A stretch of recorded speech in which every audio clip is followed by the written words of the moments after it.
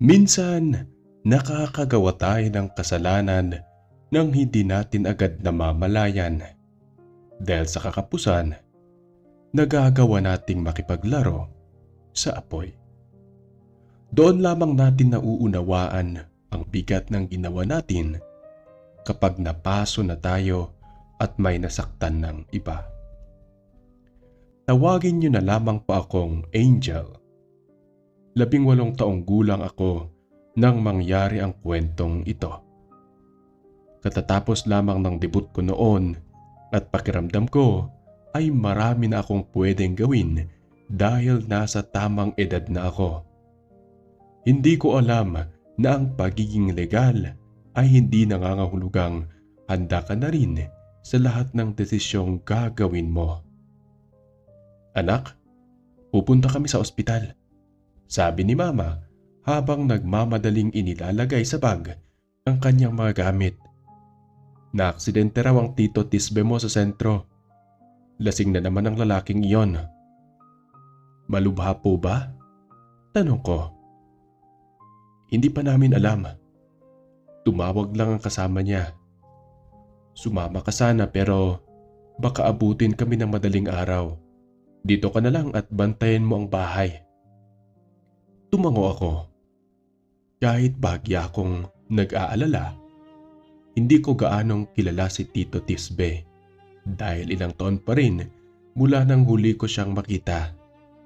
Ang natatandaan ko lamang, palagi siyang masayahin at mahilig akong asarin nung bata pa ako. Suot ko pa ang gown ko noong gabing iyon. Wala na ring tao dahil tapos na ang debut at hindi ko rin inaasahan ang pagdalo ni Tio Rodel dahil gabi na. Pero ang sabi, dadalo ito at dito naman nanatili ng ilang araw. Wala akong natatandaan sa tiyo ko na yon. Ang alam ko lang ay ang itsura nito noong bata pa ako. Makisig, malaki ang katawan at talagang habulin ng mga kababaihan. Ngunit ngayon, nag-Saudi ito at doon na nagtrabaho. Tanging picture lamang ang nakikita ko at ang asawa nitong si Ninang Glenn na may angking ganda rin. Uwi na kami, Angel, ha? Gabi na rin at medyo may tama na ako. Hangingikgi ni Brenda. Ngumiti ako at hinawakan ang braso niya. Ingat kayo. Message ka lang pag nasa inyo ka na. Nang mawala na ang mga bisita at naiwan akong mag-isa sa malaking bahay, naupo ako sa sofa.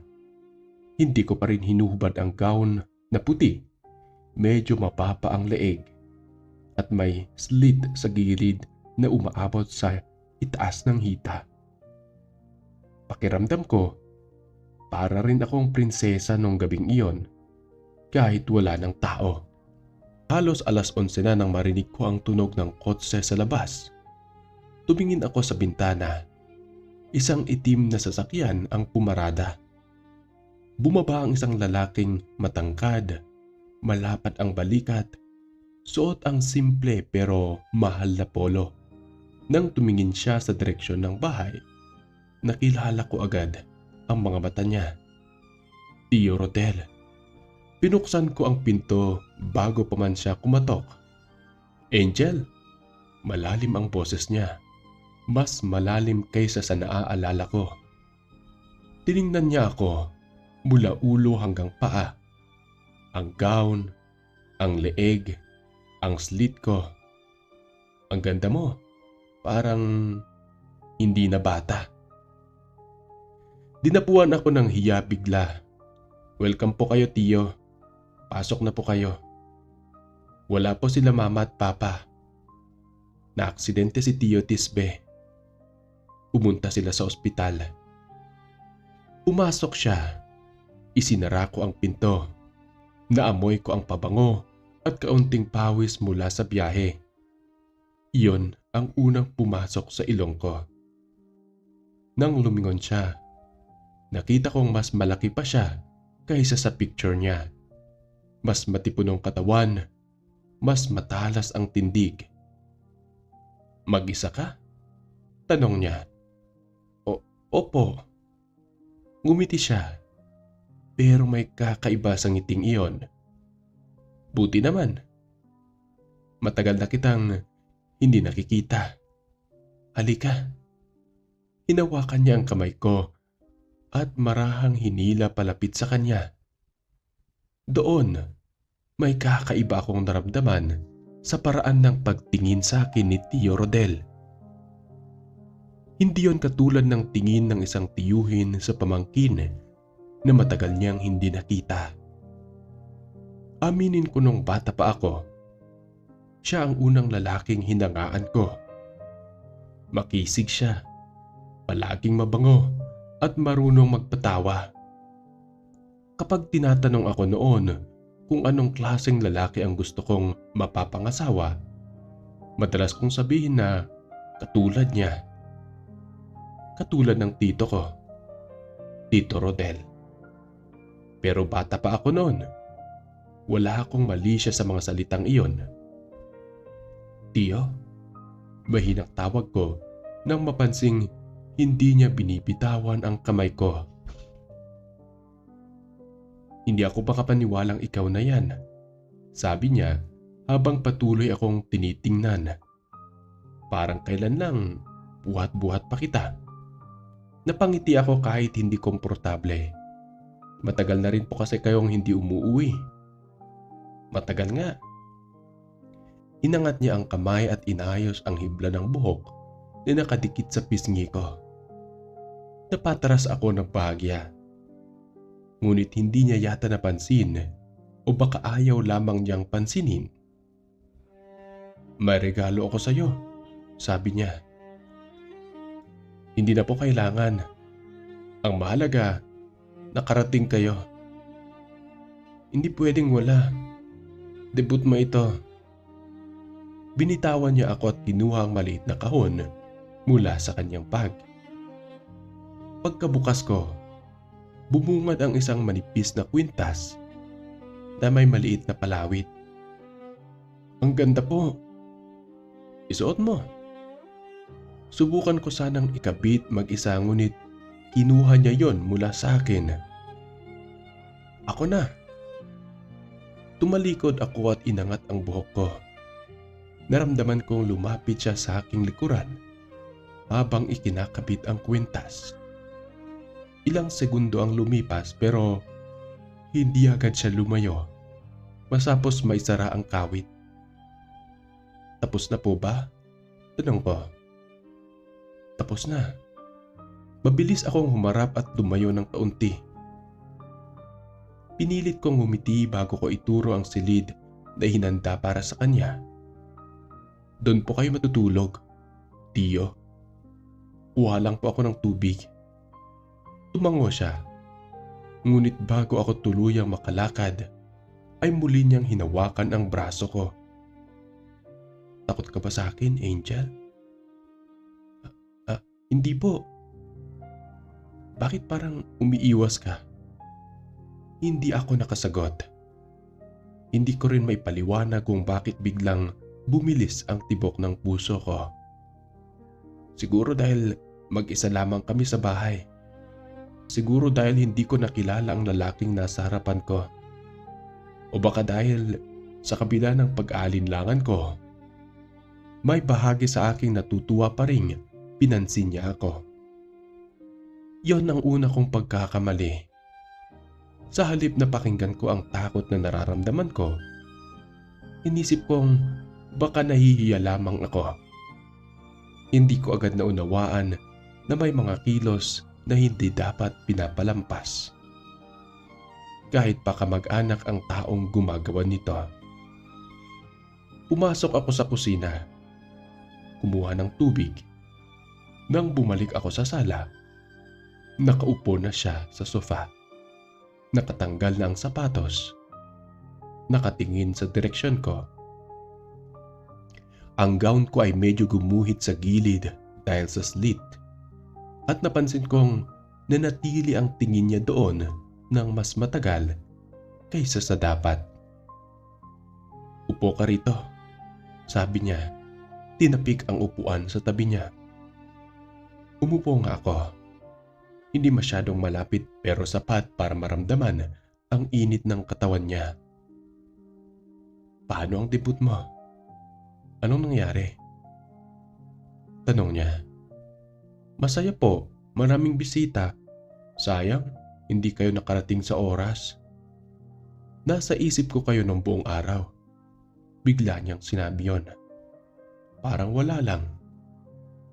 Lalo na ikaw." Napatingin ako sa kanya. Ngumiti siya ulit. Yung ngiting may kakaiba.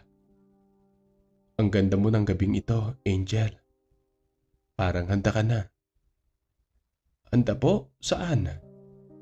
Hindi siya sumagot agad. Sa halip, inabot niya ang kamay ko at pinaglaruan ang mga daliri ko. Mabagal, parang sinusukat kung hanggang saan ako papayag. "Sa pagiging babae," bulong niya. Naramdaman kong namuo ang bukol sa lalamunan ko. Gusto kong umalis. Gusto kong sabihin na mali ito pero nanatili ako. Nang ibinaba niya ang kamay niya sa hita ko sa ibabaw pa lamang ng tela ng gown, hindi ako tumayo.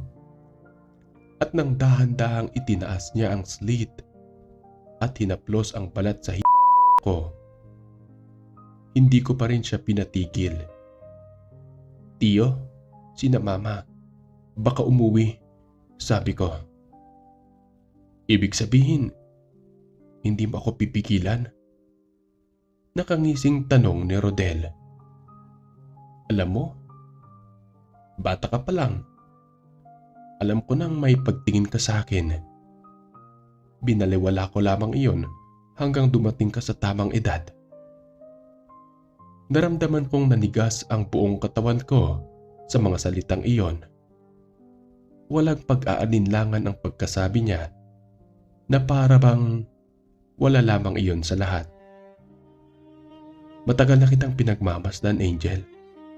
Patuloy niya habang dahan-dahang gumagalaw ang kamay niya.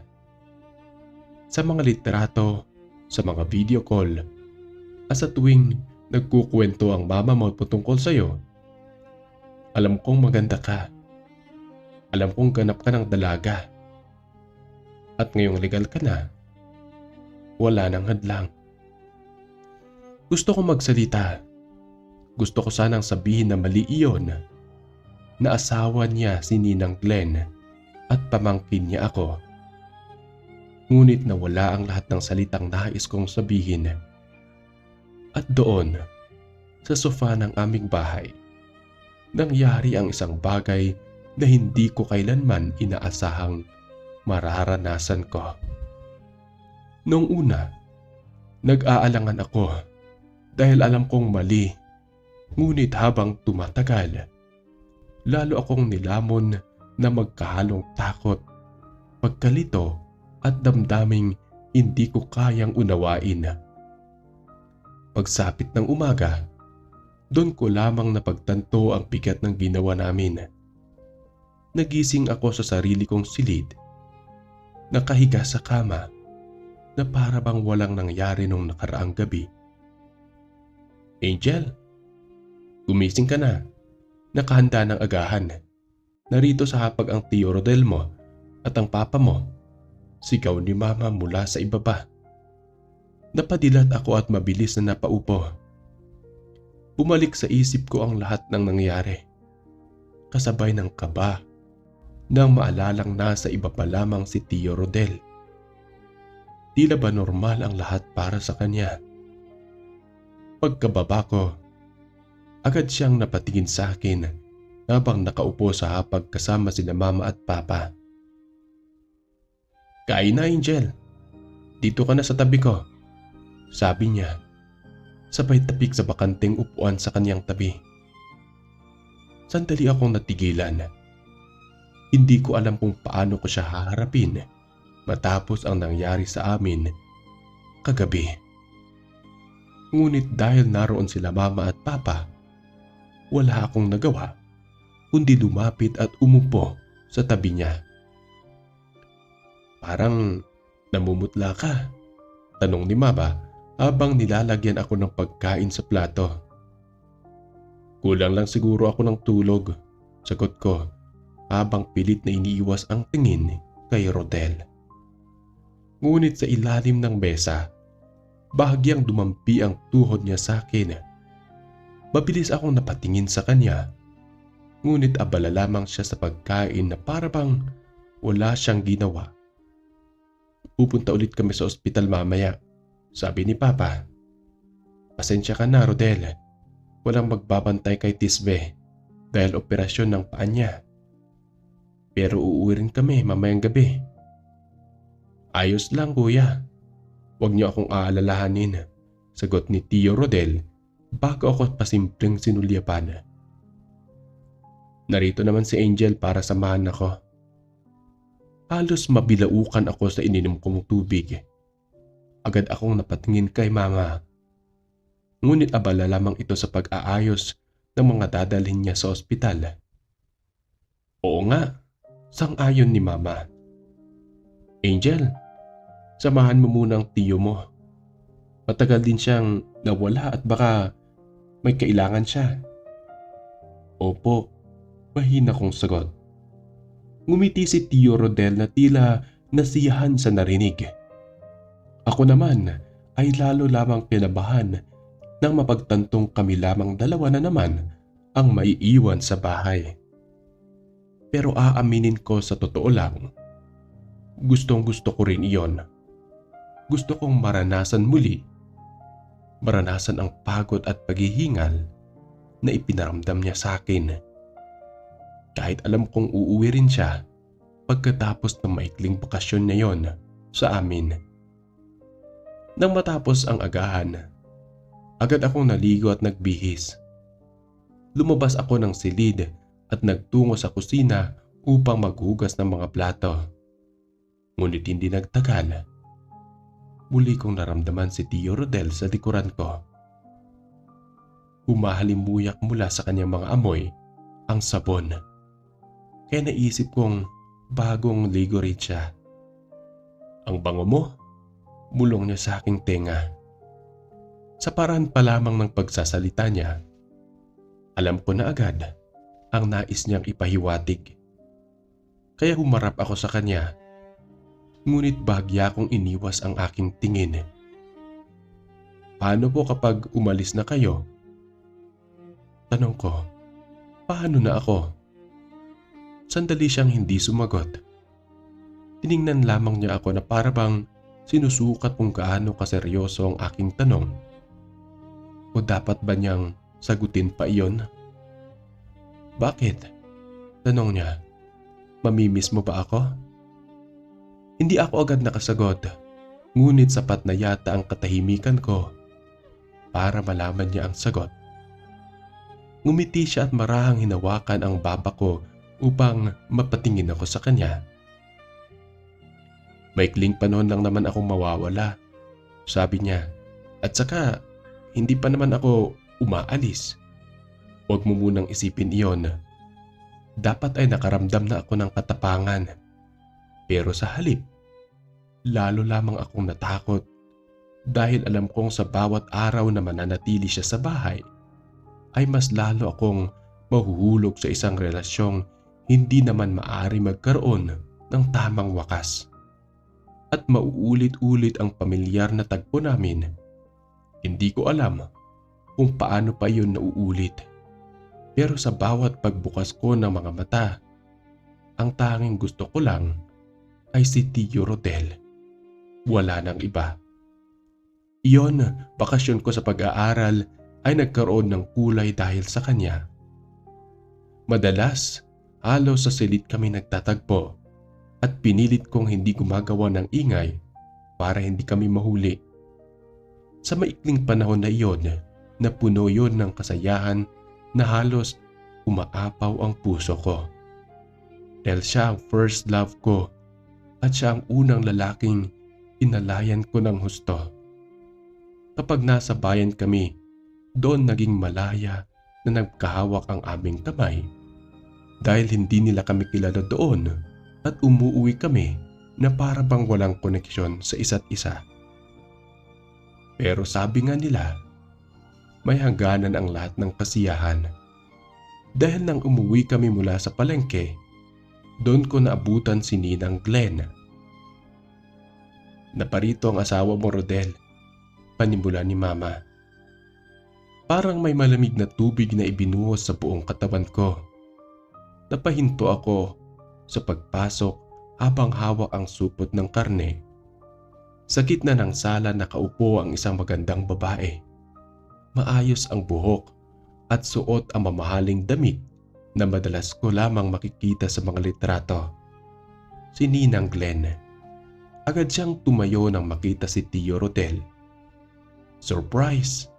Masayang sabi niya bago mabilis na lumapit at yumakap sa asawa. Hindi agad nakakilos si Tio Rodel, ngunit makalipas ang ilang segundo ay niyakap din niya ito. "Bakit hindi mo sinabi na susunod ka?" tanong niya. Para nga sorpresa, hinalikan siya ni Ninang Glenn sa pisngi bago yumakap. "Namiss kita." Hindi ko maipaliwanag ang sakit na biglang kumirot sa dibdib ko. Ilang oras lamang nakalipas, magkahawak kamay kami ni Tio Rodel sa bayan. Ngayon, nasa harapan ko ang tunay niyang asawa. Ang babaeng may karapatang yakapin at halikan siya kahit sino pa ang nakatingin. "Angel, halika rito," tawag ni Mama. "Hindi mo yata nakikilala ang Ninang Glenn mo." Pinilit kong lumapit kahit nanginginig ang mga tuhod ko. "Mano po, Ninang?" "Ay, wag na." Hinawakan niya ang magkabilang balikat ko bago ako niyakap. "Napakaganda mo na. Sayang at hindi ako nakarating sa debut mo." "Salamat po. May dala akong regalo para sa'yo. Nasa maleta ko. Mamaya ko na ibibigay." Lalo akong nakaramdam ng hiya. Napakabiit niya sa akin. Wala siyang kaalam-alam na habang malayo siya, palihim kong inaangkin ang lalaking asawa niya. "Rodel, tulungan mo akong dalhin ang mga gamit ko sa silid," sabi niya. "Sige." Bago sumunod sa asawa, saglit akong sinulyapan ni Tio Rodel. Wala akong mabasang emosyon sa mga mata niya. Para bang binabalaan niya akong kumilos ng normal. Pero paano ako kikilos ng normal? Ngayong ilang hakbang lamang ang layo ko sa babaeng niloloko namin. "Angel, dalhin mo muna sa kusina ang pinamili niyo," utos ni Mama. "Opo, Nay." Mabilis akong naglakad papunta sa kusina. Inilibag ko ang mga supot sa mesa at pinilit na huminga ng malalim. Ilang beses kong sinabi sa sarili kong wala akong karapatang magselos. Asawa siya ni Ninang Glenn. Ako ang sumingit sa relasyon nila. Pero hindi yon sapat para mawala ang sakit. Pagsapit ng hapunan, magkatabi sa hapag sila Tio Rodel at Ninang Glenn. Ako naman ay naupo sa tapat nila. Habang kumakain, masayang nagkukwento si Ninang tungkol sa biglaan niyang pag-uwi. "Hindi ako nakatiis," sabi niya. "Ilang araw ka lang dito at parang hindi mo man lang ako namimiss." "Marami lang inaasikaso rito," sagot ni Tio Rodel. "Talaga?" Nakangiting tanong niya. "Ano naman ang pinagkakaabalahan mo?" Saglit na nagtagpo ang mga mata namin ni Tio Rodel. "Wala naman, nagpahinga lang." Agad akong yumuko at pinaglaruan ang pagkain sa plato ko. "Angel, bakit hindi ka kumakain?" tanong ni Mama. Busog pa po kasi ako." "Kanina ka pa tahimik," sabat ni Ninang Glenn. "May problema ka ba?" "Wala po, medyo masakit lang po ang ulo ko." "Baka napagod sa pagsama kay Rodel sa bayan," sabi ni Mama. "Buti nga at may kasamang tiyo niya nito mga nakarang araw." Umiti si Ninang Glenn sa akin. Salamat sa pag-aasikaso mo sa asawa ko, Angel. Parang may humigpit sa lalamunan ko. Wala po iyon.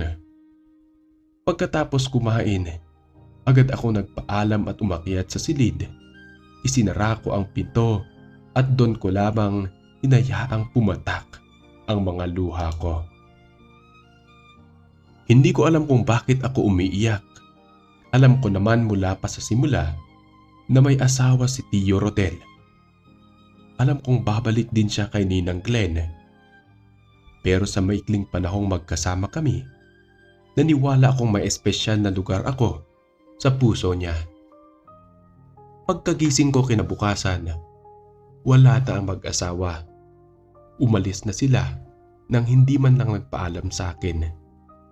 Gusto kong magwala noong mga oras na yon dahil pakiramdam ko ay pinagtaksilan ako ni Tio Rodel. Para bang ang lahat ng nangyari sa amin ay napakadali para sa kanya.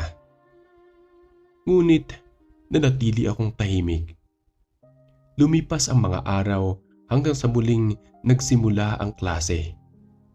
Pinilit kong bumalik sa dati kong buhay at magpatuloy na para bang walang nangyari. Pero sadyang mapaglaro ang panahon. Sa halip na tuluyan kong maputol ang koneksyon naming dalawa, may isang bagay pa lang habang buhay na mag-uugnay sa amin. Dahil ang totoo, nabuntis ako. At si Tio Rodel ang ama ng dinadala ko. Sinabi ko ang lahat kina mama at papa nung una. Hindi sila makapaniwala. Galit si papa habang tahimik na umiiyak si mama. Ngunit dahil sa takot na malaman ng mga tao ang nangyari, napagdesisyonan nilang ilihim ang pagbubuntis ko. Tinawagan ko si Tio Rodel at sinabi kong dinadala ko ang anak niya. Matagal siyang hindi nagsalita. Tinanong niya kung sigurado ba akong sa kanya ang bata. Nasaktan ako dahil siya lang naman ang lalaking nakasama ko. Sinabi niyang tutulungan niya ako pero kailangan naming manahimik. Ayaw niyang malaman ni Ninang Glenn at masira ang pamilya nila. Doon ko napagtanto na kahit may anak na kaming dalawa, lihim ako sa buhay niya. Pero ginamit ko rin ang pagbubuntis ko para hindi niya ako iwan. Alam kong mali, pero mahal ko siya at natatakot akong mawala siya. Hanggang ngayon, umaasa pa rin akong pipiliin niya kami. Ngunit sa tuwing bumabalik siya sa asawa niya, naaalala kong hindi ako ang babaeng handa niyang panindigan. At hanggang dito na lamang po ang aking kwento. At sana balang araw, magkaroon ako ng lakas na piliin ang sarili ko at ang anak ko bago ang pagmamahal na patuloy lamang kaming itinatago. Sa ating mga listeners, kung gusto niyo magpadala ng iyong mga sulat, karanasan sa buhay at pag-ibig, pwede kayong magpadala sa amin sa aming mga official Facebook page at Facebook account na nakapin sa ating comment section ng video na ito. Maraming salamat at ito ang Pinoy Secret Diaries.